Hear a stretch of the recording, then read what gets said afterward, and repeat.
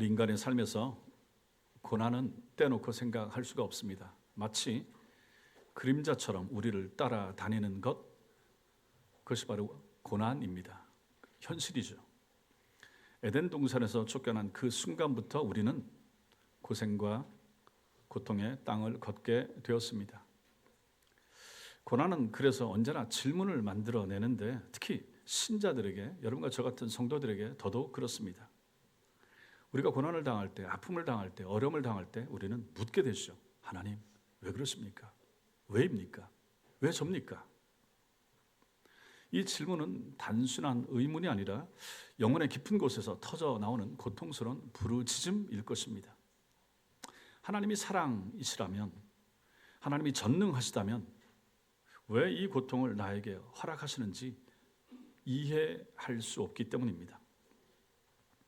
다윗 같은 경우에도 시편을 읽어보면 자주 하나님 언제까지입니까? 언제까지니까?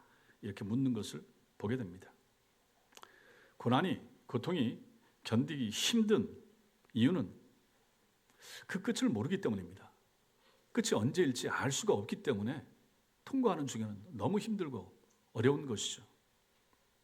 그래서 자꾸 의문이 생깁니다. 또 어떤 경우에는 다른 사람, 다른 신자, 교회 안에 있는 다른 사람을 보면서도 그 사람의 고난을 보면서도 문제가 마음에 일어나는 거죠. 의문이 생기는 거죠. 저 사람은 하나님을 저렇게 열심히 믿는데 왜 저렇게 어려움을 당할까? 저렇게 신앙생활을 열심히 하는데 하나님께서는 왜 저 사람을 고통 가운데 두시는 걸까? 혹시 내가 모르는 무슨 문제가 있는 게 아닌가? 그러니까 저런 벌을 받는 거 아닌가? 이런 생각을 할 수가 있다는 것이죠. 이런 생각을 누가 했습니까? 욥의 친구들이 이 생각을 가지고 있었죠. 자, 이러한 고난의 문제에 대하여 우리가 세상을 살아가면서 절대로 떼어놓고 생각할 수 없는 그 고난, 고통, 아픔, 이 고난의 문제에 대하여 오늘 욥기서 2장 말씀 속에서 그 답의 일부를 한번 찾아보고자 합니다. 이 말씀 같이 나눌 때 깨닫는 은혜 있게 되길 바랍니다.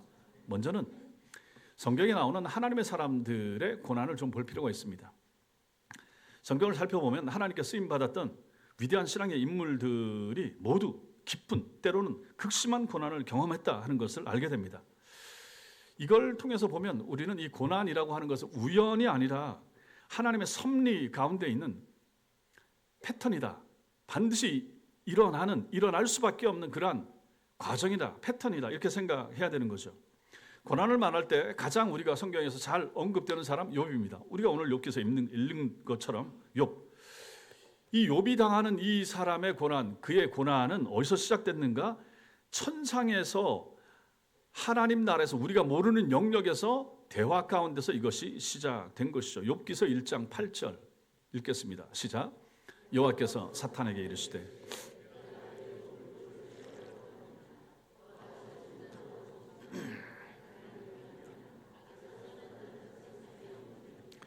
이 말씀은 우리에게 놀라운 진리를 보여줍니다. 욥의 고난이라고 하는 것은 역설적이게도 하나님께서 그를 너무 자랑스러워 하셨기 때문에 시작된 것입니다. 너무 마음에 들어 하시고 이런 사람 없어 라고 하나님이 뿌듯해 하셨기 때문에 사단으로부터 시험이 시작됐다 하는 것입니다. 마치 뛰어난 보석이 더 엄격한 테스트를 거치는 것처럼 가장 용맹스러운 군인이 극한의 훈련을 견뎌내야 하는 것처럼 하나님께서는 욥의 믿음을 사탄 앞에서 자랑하셨습니다. 그가 단지 축복 때문에 하나님을 섬기는 것이 아니라 하는 것을 하나님께서는 보여주고 싶었던 것이죠. 그 결과 욥은 하루아침에 모든 것을 잃게 되었습니다. 재산 잃어버리고 자녀들 잃어버리고 그리고 자기 육신의 건강까지 잃어버렸습니다. 그의 아내까지 하나님을 욕하고 죽으라 라고 말했을 정도입니다. 욥기는 인류 역사상 가장 깊은 고난의 기록 가운데 하나일 것입니다. 그 속에서 욥은 끊임없이 묻습니다. 하나님 왜입니까? 왜 그렇습니까? 질문했죠. 그의 친구들은 비난하죠. 네가 무슨 죄가 있다. 죄 있으니까 그렇지. 죄 없는데 하나님께서 그런 시험, 어려움, 고난 허락하시겠는가? 회개해라. 하지만 욥기의 깊은 메시지는 그게 아닙니다. 욥기의 메시지는 따로 있습니다. 욥기가 우리에게 주신 메시지가 무엇입니까? 고난이 항상 죄의 결과는 아니라라고 하는 것. 그리고 가장 중요하게 고난이 때로는 하나님의 영광을 위한 특별한 부르심일 수 있다는 것입니다. 이런 관점에서 보면 오히려 고난은 축복이라 하는 것이죠.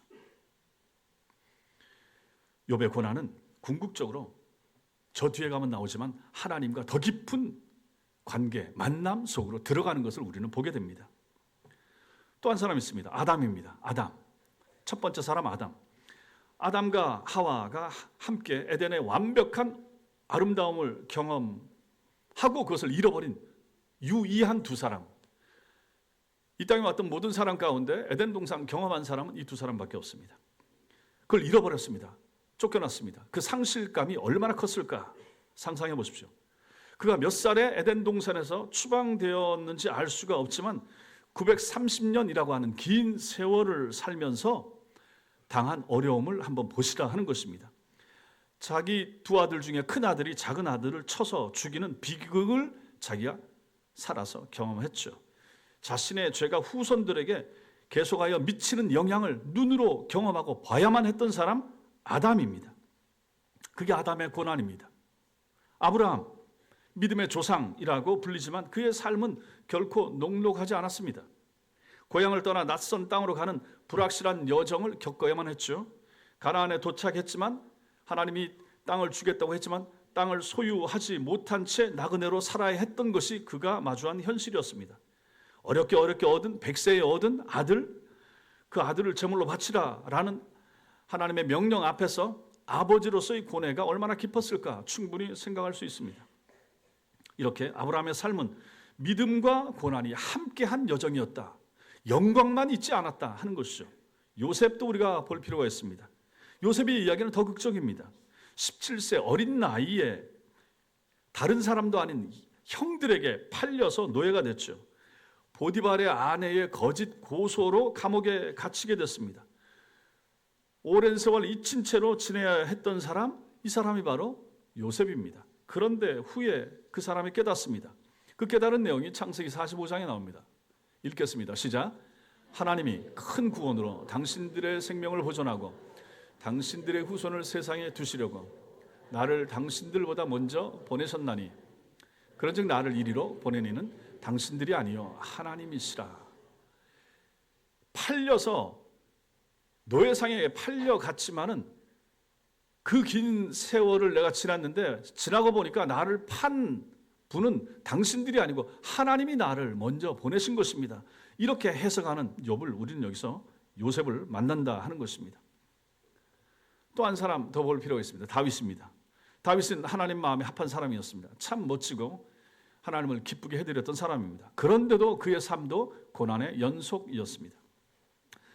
장인어른 사울 왕이 질투했고 추격해왔습니다.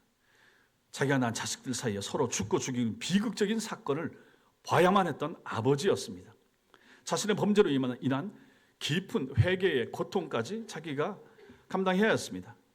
다윗은 이런 경험을 통해서 시편에서 자기는 사망의 음침한 골짜기를 통과했노라 이렇게 고백하지 않습니까? 동시에 주의 지팡이와 막대기가 나를 안위하십니다 라고 그런 고백도 함께 했던 사람 다윗입니다. 신약에서 한 사람을 보면 바울입니다. 바울이 자신의 삶에 대해서 뭐라고 말하는가? 근심하는 자 같으나 항상 기뻐하고 이렇게 고린도후서에서 말합니다.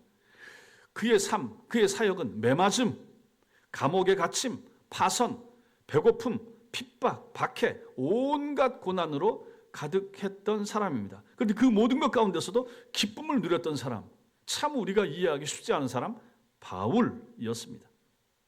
한 분 더 예수 그리스도, 주 예수 그리스도. 이사야 53장에 예수님을 뭐라고 표현합니까? 슬픔의 사람 이렇게 표현합니다. 슬픔의 사람. 이 땅에 오셔서 33년 사셨는데 슬퍼하면서 사셨습니다. 전능하신 하나님 아들이셨지만 그분은 여러분과 제가 경험하는 인간의 모든 고통을 그 육체에 다 경험하신 분입니다. 배고픔, 피로, 배신, 고독, 그리고 마침내 십자가, 죽음까지. 예수님은 죄가 없으셨지만 우리의 모든 인생들의 고통, 고난을 다 짊어지시고 경험하셨던 것입니다. 자, 이렇게 성경은 하나님과 더 가까웠던 사람들이 제가 지금 말씀드린 이 이름들 얼마나 친밀한, 친숙한, 또 위대한, 자주 불려지는 이름인가. 그런데 이러한 인물들이 오히려 더 깊은 고난을 그들의 생애 가운데 경험하더라 하는 것입니다. 영광스러운 순간만 지속된 것이 아니라 나락으로 떨어졌다가 다시 올라갔다가 또 떨어졌다가 올라갔다가 이러한 굴곡진 인생을 이들도 살았다 하는 것입니다. 그렇다면 이것은 고난이라고 하는 것은 하나님이 없거나 하나님의 부재나 하나님이 실패하셨다 하는 그런 증거가 될 수가 없다 하는 것입니다. 오히려 하나님의 특별한 목적과 하나님의 관심의 표시가 고난으로 나타나는구나, 우리는 이렇게 받아들여야만 하는 것입니다. 그럼 두 번째, 우리는 여기서 이제 고난의 의미, 고난의 깊은 의미와 목적을 좀 볼 필요 있습니다. 지금 말씀드린 것처럼 성경은 그리스도인은 고난과 별개다 이렇게 가르치지 않는다라고 말씀을 드렸죠. 하나님은 고난을 통해서 놀라운 일을 이루시는데 그 고난의 깊은 의미를 한 세 가지 정도로 볼 수가 있습니다. 먼저는 하나님은 고난을 통해서 우리가 상상할 수 없는 더 큰 계획을 성취하십니다. 우리의 고난을 통하여 하나님의 놀랍고 위대한 계획을 성취하신다 하는 것이죠. 요셉이, 앞에서 봤던 요셉이 이 진리를 우리에게 잘 보여줍니다. 그가 노예로 팔리고 감옥에 갇히는 고통스러운 과정이 없었다면 그는 결코 애굽의 총리가 되지 못했을 것이고 수많은 사람의 생명을 구원해낼 수 없었을 것입니다. 요셉은 그래서 후에 이렇게 고백하죠. 창세기 50장 20절 시작. 당신들은 나를 해하려 하였으나 하나님은 그것을 선으로 바꾸사 오늘과 같이 많은 백성의 생명을 구원하게 하시려 하셨나니.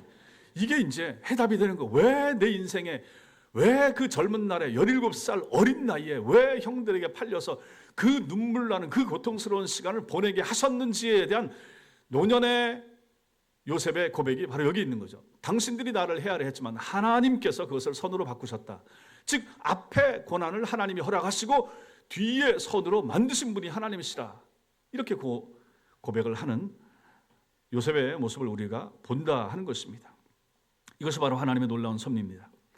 여러분과 제가 고난을 통과하면서 이해하지 못하는 그 고난을 통과하는 그 순간에도 하나님은 우리의 고난을 통해서 더 큰 무언가 다음 단계를 준비하고 이루고 계시다 하는 것이죠. 이게 바로 욥의 삶에서 얻는 교훈이 되는 것입니다. 사도 바울도 이런 관점에서 고난을 바라보았습니다.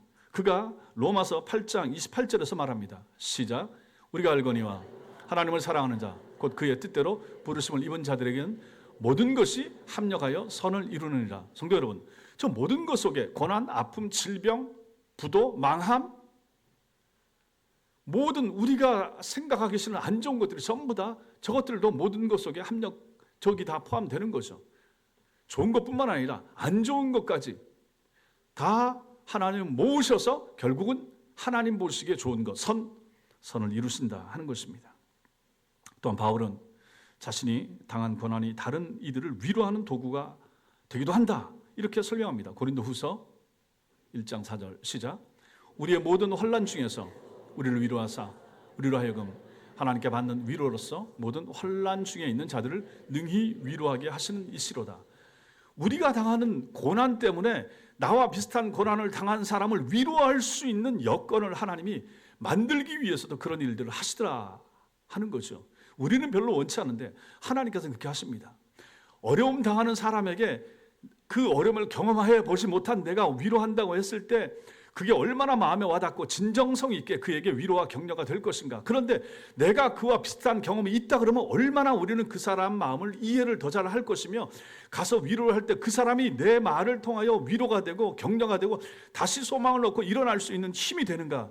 바로 저 말씀이 그것을 우리에게 알려주는 거죠. 이 여러분들이 더 잘 아실 것입니다. 여러분이 경험한 동질의 그런 아픔을 가지고 비슷한 어려움에 있는 우리 성도들을 위로할 때 이게 얼마나 유용했던 것인가. 내가 옛날에 당했던 어려움 때문에 지금 당신이 당하는 이 어려움 내가 많이 압니다. 말해줄 수가 있는 거죠. 이렇게 여러분과 제가 당하는 고난의 의미, 하나님께서 우리가 상상할 수 없는 그런 더 큰 계획을 위하여 하나님께서 우리에게 고난을 허락하신다. 두 번째, 고난은 우리를 겸손하게 하고 하나님을 더 의존하게 만드는 도구가 됩니다. 그런 차원에서 고난은 굉장히 중요하죠. 하나님께서는 이스라엘 백성들이 광야 생활을 마칠 즈음에 그들에게 지난 40년의 의미를 설명하십니다. 이게 신명기 8장 2절에 나옵니다. 시작. 내 하나님 여호와께서 이 40년 동안에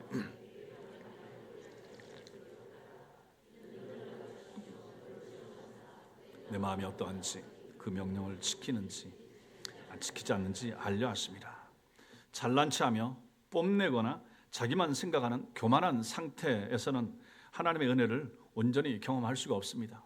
그래서 하나님께서 낮추시는 거죠. 낮춰서 하나님의 은혜와 은총을 더 잘 알고 더 겸손한 믿음 생활을 이어갈 수 있도록 하기 위해서 하나님께서 우리를 낮춘다 하는 것입니다. 마치 가득 찬 잔에 더 이상 물을 부을 수 없는 것처럼 자기 자신과 자기 유익과 자기만으로 가득 차 있는 마음에는 하나님의 은혜가 들어갈 자리가 없지 않겠습니까? 그런데 고난은 이러한 사람들의 교만한 마음을 부수고 자신의 무력함을 깨닫게 하고 하나님을 의지할 수 있는 마음이 그 마음속에 생길 수 있도록 하신다. 그 일을 하시는 하나님의 작업 도구가 무엇인가? 고난이라고 하는 거죠. 고난이 올 때 사람이 마음이 열어지고 무뎌지고 깎일 부분이 깎이고 낮아져야 될 부분이 낮아지기 때문에 그런 것입니다. 바울도 마찬가지였습니다. 바울은 자신의 육체의 가시에 대하여 설명하면서 이 원리를 말합니다. 고린도후서 12장 말씀 읽겠습니다. 시작. 이것이 내게서 떠나가게 하기 위하여 내가 3번 주께 간구하였더니 나에게 이르시기를 내 은혜가 내게 족하도다. 이는 내 능력이 약한 데서 온전하여 짐이라 하신지라. 내 은혜가 내게 족하다. 아픈 채로 살라. 내 능력, 하나님의 능력이 너의 약함 가운데서 온전해진다. 네가 약해야 나의 능력 강함이 오히려 더 잘 드러난다. 이렇게 말씀하시는 거예요. 만약에 내가 강하고 내가 충만하고 내가 잘나고 내가 뛰어나면 하나님이 잘 드러나지 않는 거죠. 내가 잘난 맛에 살라고 하고 내 힘으로 이만큼 왔다고 생각하기 쉽지 않겠습니까? 그런데 약할 때 그때 하나님이 더 잘 드러나고 하나님의 일하심이 더 분명하게 나타난다. 그래서 하나님께서는 바울 같은 사람에게도 그것을 허락하셨다 하는 것입니다.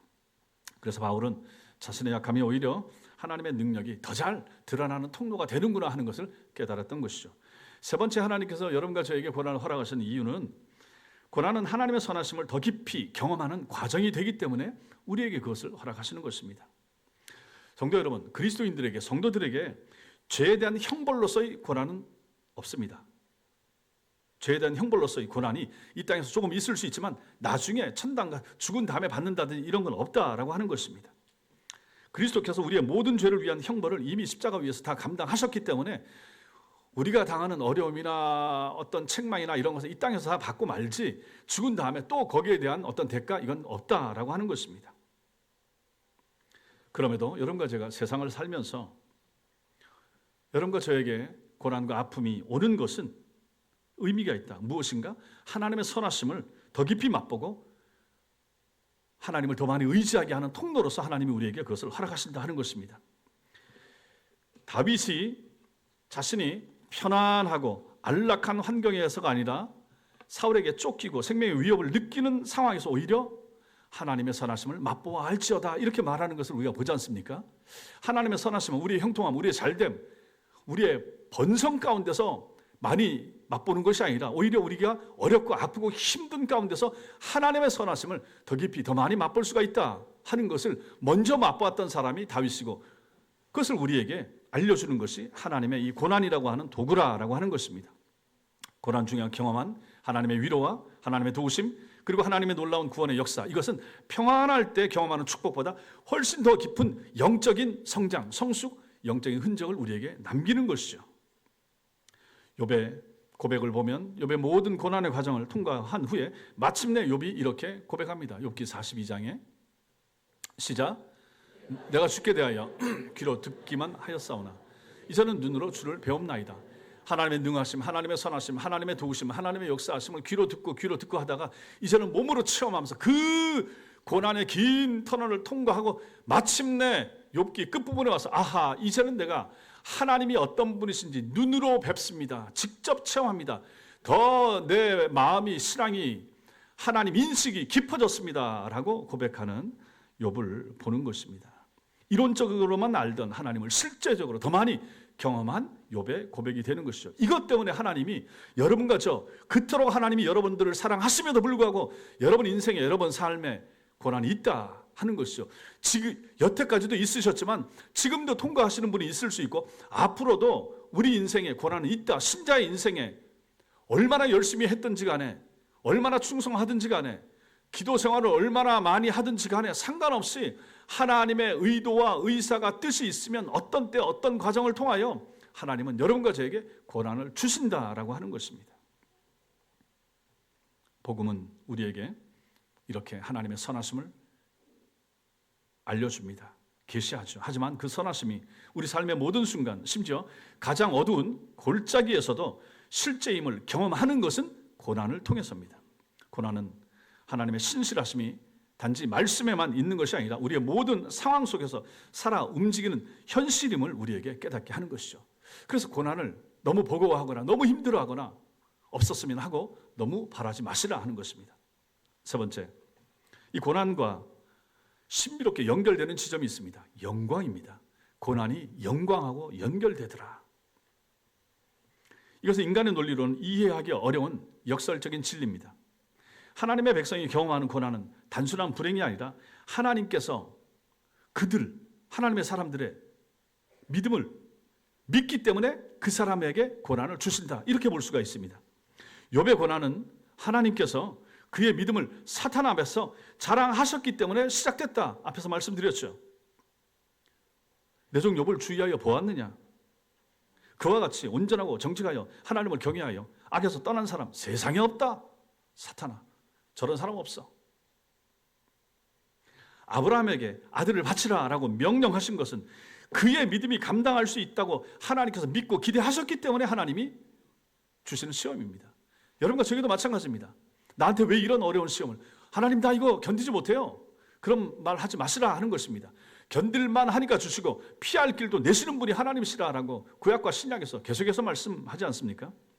이것은 바로 믿음의 깊은 본질을 우리한테 보여주는 것입니다. 참된 믿음이 무엇입니까? 일방적인 것이 아니라 서로를 믿는 관계에서 생겨나는 것입니다. 부부 간의 신뢰와 믿음도 마찬가지고 부모 자식 간에도 마찬가지고 하나님과 우리 사이도 마찬가지입니다. 하나님은 여러분들을 믿으십니다. 하나님은 우리를 믿으십니다. 우리도 하나님을 믿는 관계, 하나님도 우리를 믿고 우리도 하나님을 믿고 하나님이 우리를 믿는 만큼 믿는 수준에서 하나님께서 어떤 때는 고난을 주기도 하신다 하는 것이죠. 저 성도가 견딜만 하니까 견뎌내야 되니까 지나가야 되니까 하나님이 허락하시는 것이죠. 그렇다면 우리에게 오는 것은 우리에게 필요한 것이고 우리 상황을 아시는 하나님께서 주시는 것이고 견딜 힘을 주시면서 주시는 것이고 견딜 줄 알고 주시는 것이기 때문에 기쁘게 받으시라 하는 것입니다. 초대교회 사도들은 복음을 전하다가 매를 맞고 돌아왔을 때 기뻐하면서 이렇게 사도행전 5장 41절에서 말합니다. 시작. 사도들은 그 이름을 위하여 능력받는 일에 합당한 자로 여기심을 기뻐하면서 공의 앞을 떠나니라. 내가 복음 전하다가 매 맞았어. 그래도 내가 이 정도 되나 보다. 하나님 앞에서 이렇게 믿음을 지키고 신앙 지키고 예수 이름 전하다가 매 맞고 내가 진짜를 전하다가 가짜들한테 매 맞고 하는데 하나님 그래도 감사합니다. 기쁩니다. 잘 낫게 하시고 또다시 나가서 내일부터 모레부터 나가서 복음을 전할 수 있는 힘 주세요 하고 기뻐했던 사람들이 사도들이라 라고 하는 것이죠. 이게 얼마나 감사한가, 얼마나 놀라운가. 그들에게 고난은 치욕이 아니라 영광이었으며 그리스도 이름을 위해서 고통받을 자격이 있는 자로 여겨진 것에 대하여 기뻐했다 하는 것입니다. 예수님은 고난과 영광의 관계를 가장 극적으로 보여주셨습니다. 요한복음 12장에 보면 예수님께서 이제 인자가 영광을 받을 때가 왔도다 이렇게 말씀하십니다. 인자가 영광을 받을 때가 왔다. 그때가 언제입니까? 십자가 고난이 임박했다. 이 말씀하시는 거죠. 십자가 고난을 가지고 인자가 영광을 받을 때, 그 가장 고통스러운 죽음을 통과하는 그 순간이 가장 높여지는 때라고 예수께서는 인식하셨다 하는 것이죠. 예수님에게 있어서 최고의 고난은 곧 가장 영광스러운 순간이었던 것입니다. 바울은 이런 관점에서 그리스도의 고난에 참여하는 것을 특권으로 또 영광으로 간주했습니다. 골로새서 1장 24절 시작. 나는 이제 너희를 위하여 받는 괴로움을 기뻐하고 그리스도의 남은 고난을 그의 몸된 교회를 위하여 내 육체에 채우노라. 모든 하나님의 사람들, 모든 교육자들, 모든 사역자들, 모든 선교사들 전부 다 저런 마음을 가지고 섬기고 충성해야 되지 않겠습니까? 너희를 위하여 받는 괴로움, 골로새 교회를 위해서 받는 괴로움을 난 기뻐한다. 너희들 때문에 그리스도의 남은 고난을 그의 몸된 교회를 위하여 내 육체에 채워넣어라. 이러한 담대함, 당당함, 이거 얼마나 놀라운가. 로마서 8장 17절 시작. 우리가 그와 함께 영광을 받기 위하여 고난도 함께 받아야 할 것이니라.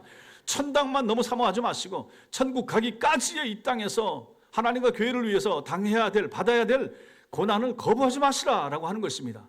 그냥 꽃길만 걷다가 천국에만 들어가게 해주세요. 이런 생각 가져서는 안 된다라고 하는 것이죠. 이런 것은 고난에 대한 완전히 새로운 시각을 우리한테 제시합니다. 고난은 단순히 견디고 참아야 할 시련이 아니라 그리스도와 더 깊이 연합하는 기회가 되고 궁극적으로 그분의 영광에 참여하는 통로가 된다 하는 사실입니다.